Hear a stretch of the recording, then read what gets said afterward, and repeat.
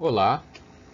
Dando continuidade aos nossos vídeos a respeito do Apocalipse, o fim dos maus tempos, como acreditamos que deveria ser chamado o último livro da Bíblia Sagrada, vamos tratar de um assunto ligado, obviamente, a essa grande transição maravilhosa que ocorrerá no planeta, um salto evolutivo da humanidade. O assunto será economia planetária. Já que estamos falando de transformação global, de avanço ou salto evolucionário, o que ocorrerá com a economia? Do que ela está hoje, como ela ficará? É esta a questão que vamos tratar. Deixamos para o final o conceito de propriedade. Como é que vai ser a propriedade no futuro, já que o desenvolvimento tecnológico deverá gerar coisas fantásticas, robôs, grandes cidades industriais, muita tecnologia, smartphone, ou seja lá o que for, talvez discos voadores, quem saiba, vai ter muita coisa interessante. Quem vai ser o proprietário disso, já que não temos a monetização? Não haverá, na verdade, o conceito de propriedade. O conceito vai virar de responsabilidade. Haverá detentores provisórios, detentores indiretos, haverá, como no diretor da escola, que não é dono da escola, mas ele apenas é um responsável temporário pelo funcionamento daquela instituição, e assim vai, assim por diante.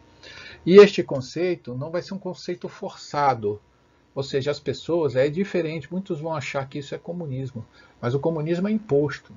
O comunismo saqueia os bens daqueles que adquiriram no conceito de propriedade justamente o seu bem. O conceito responsabilidade aqui é diferente, pois ninguém vai querer ter posse efetivamente de nada, porque o entendimento dele é que a Terra é um ambiente passageiro. O seu verdadeiro mundo é um mundo da Terra 5, 6 ou 7, cada um deles muito melhor que o outro, infinitamente melhor do que este. E lá os seres são mais longevos, o corpo desconhece doenças, além disso vive muito mais e vive de forma muito mais saudável e feliz. É leve e feliz em todos os aspectos possíveis e imagináveis. Ele não vai nem querer saber de ficar aqui na Terra muito tempo. Ele quer mais evoluir corretamente.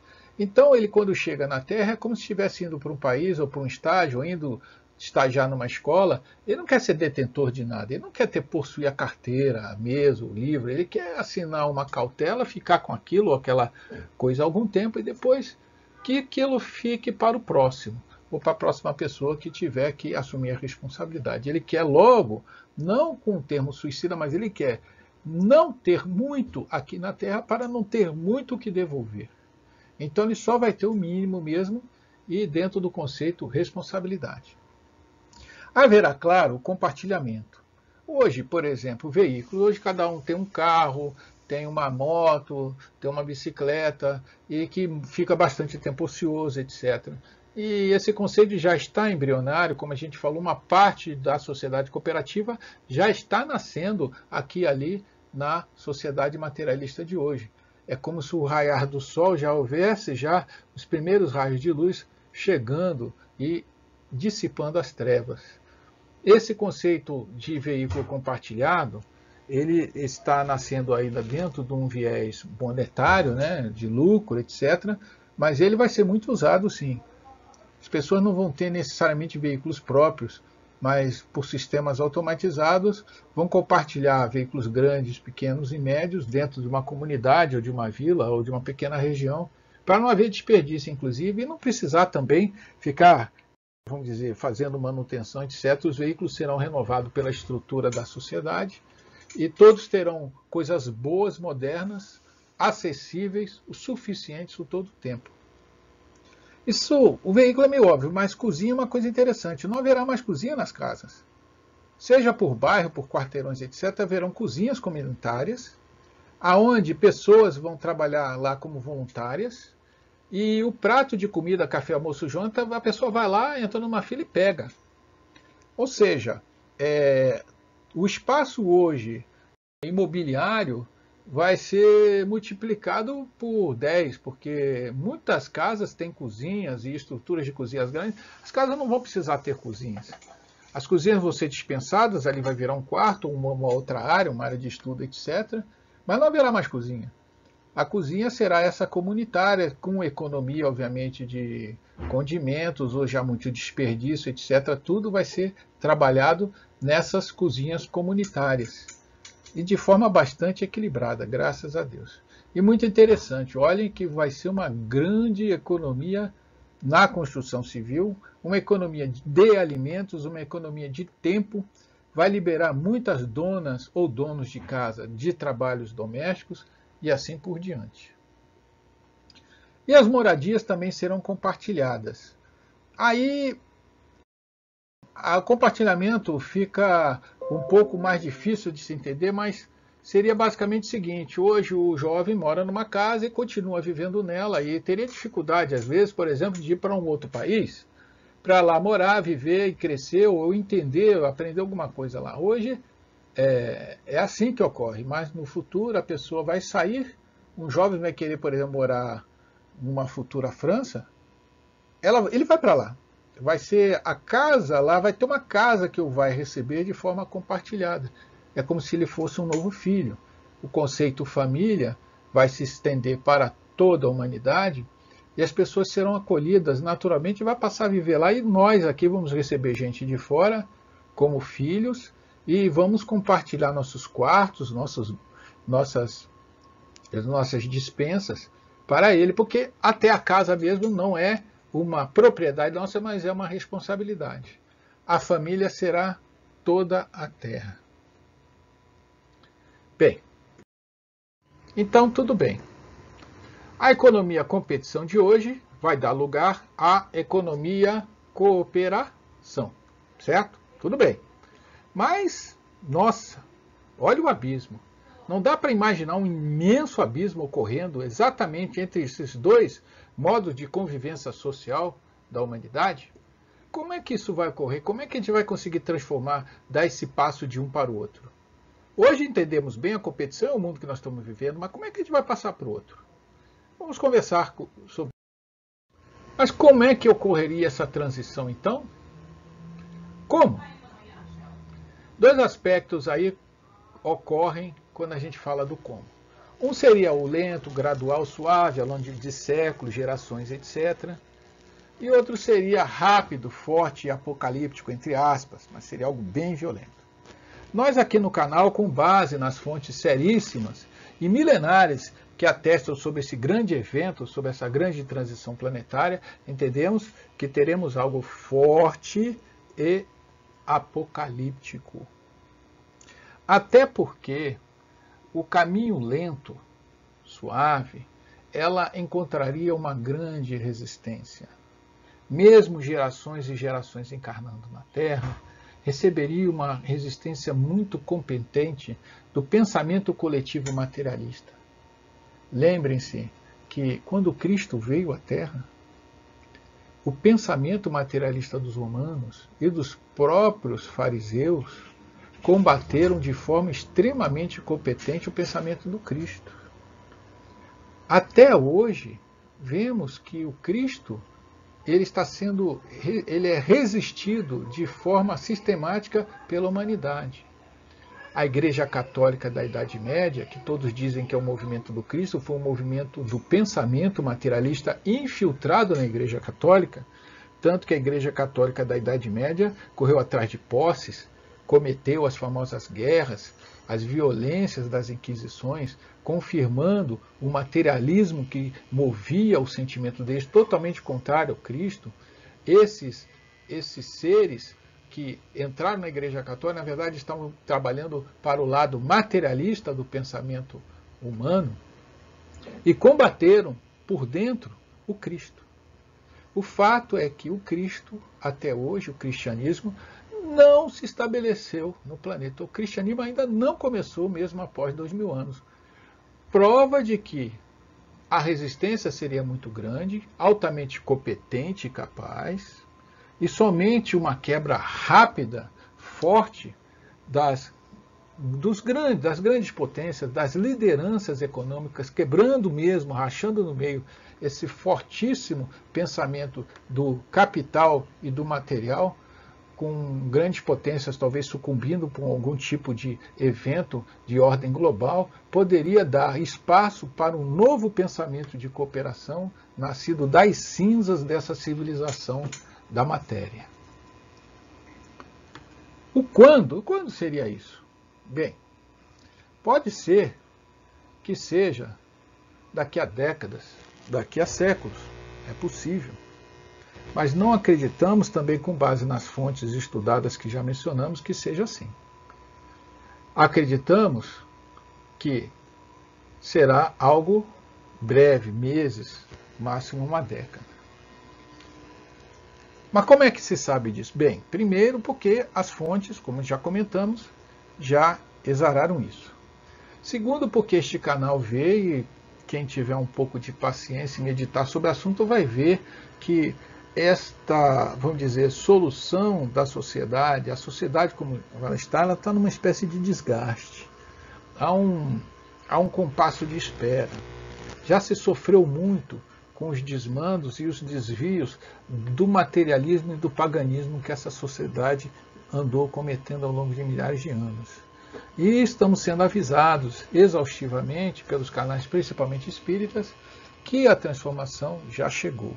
Até porque, segundo dizem algumas fontes, já houve um atraso. Na verdade, já era para ter ocorrido no ano 2000 toda essa transformação, mas a misericórdia do governador do planeta, o Cristo, deu um prazo, dilatou o prazo, e tudo indica que haverá essa transformação forte em pouco tempo.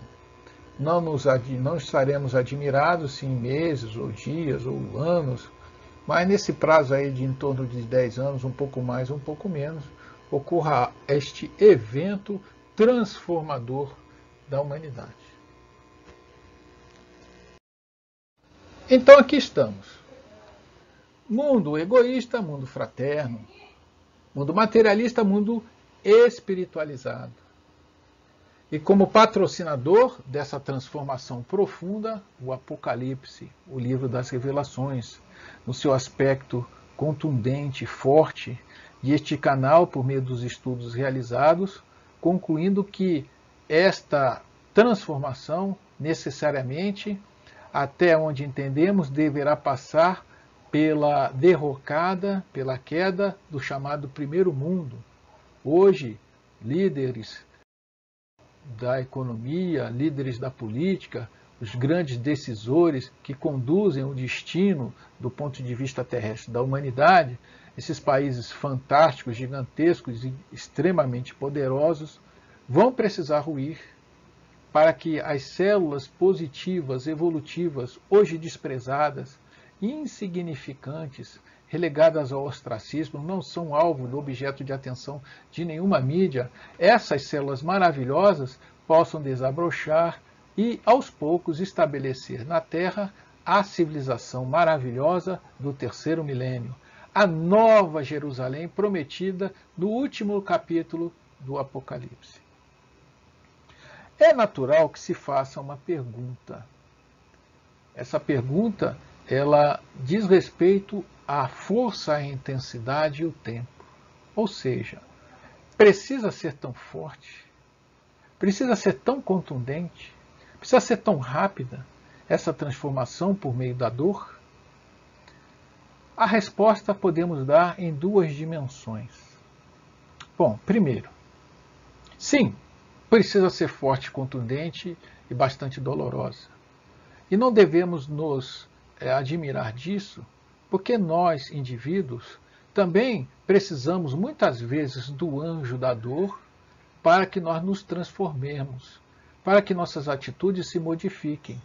Quantos testemunhos vemos nas famosas igrejas, nas grandes igrejas, principalmente as nossas queridas igrejas evangélicas, onde a dor fez a pessoa se transformar, sair do vício e do pecado, sair do erro de qualquer espécie. A dor, portanto, até o presente momento, onde conhecemos, é um grande instrutor da humanidade, é um grande instrutor do indivíduo, fazendo ele se afastar de caminhos de muita dor e sofrimento gerados pelo pecado que poderia cometer. Se isto é verdade na dimensão indivíduo, É natural entendermos que a coletividade humana também precise do guanto da dor, do anjo forte do sofrimento e da dificuldade extrema, para que ela se transforme e dê esse passo que Deus quer que a humanidade dê para parar de sofrer. Mas ainda vem uma outra resposta dentro desta pergunta que poderia também ser considerada. É possível, sim, apesar de todas as dificuldades que entendemos que exista para que isto não ocorra, que o homem possa tomar uma decisão coletiva de dizer, olha, esse caminho não está dando certo, o que temos feito agora ao longo de milhares de anos só tem nos gerado dor e sofrimento. Vamos tomar um bom caminho, vamos tomar uma decisão de sermos bondosos e caridosos, vai ser difícil, mas vamos fazer. Esta decisão coletiva será ouvida amorosamente pelo Senhor. E não temos dúvida, e este canal falando isso, afirmando isso, que o Senhor feliz rasgará o último livro da Bíblia. Ele fará picadinho do Apocalipse e dará uma moratória maravilhosa para todo o planeta, talvez de séculos, até milhares de anos que seja. O Senhor não quer que a gente sofra, quer que a gente evolua e pare de sofrer, é justamente o contrário.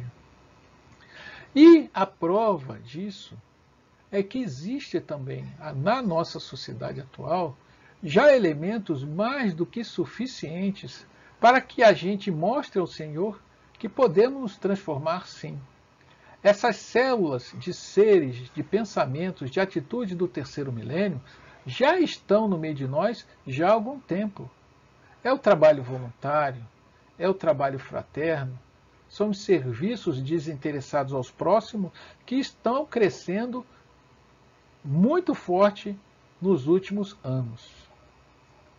E vamos deixar então esta imagem para provar que podemos fugir sim de muita dor e sofrimento, ouvindo e exemplificando e seguindo esses anjos de amor que já estão entre nós, simbolizado nesse vídeo, simbolizado também nessa música, que expressa o sentimento de amor que fará a gente evoluir sem sofrer. Eu te desejo vida, longa vida, te desejo a sorte de tudo que é bom, de toda alegria ter a companhia, colorindo a estrada em seu mais belo tom. Eu te desejo a chuva na varanda, molhando a roseira pra desabrochar, e dias de sol pra fazer os teus planos nas coisas mais simples que se imaginar. E dias de sol pra fazer os teus planos nas coisas mais simples que se imaginar.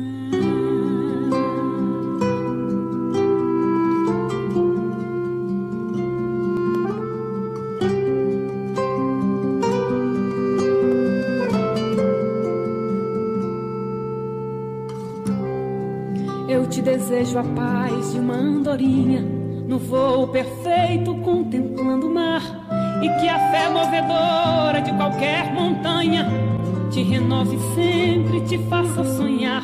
Mas se vier as horas de melancolia, que a lua tão meiga venha te afagar, e que a mais doce estrela seja tua guia, como mãe singela a te orientar.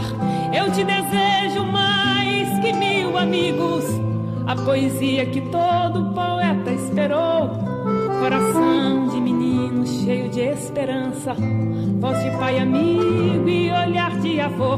Eu te desejo muito mais que 1000 amigos, a poesia que todo poeta esperou, coração de menino cheio de esperança, voz de pai amigo e olhar de avô.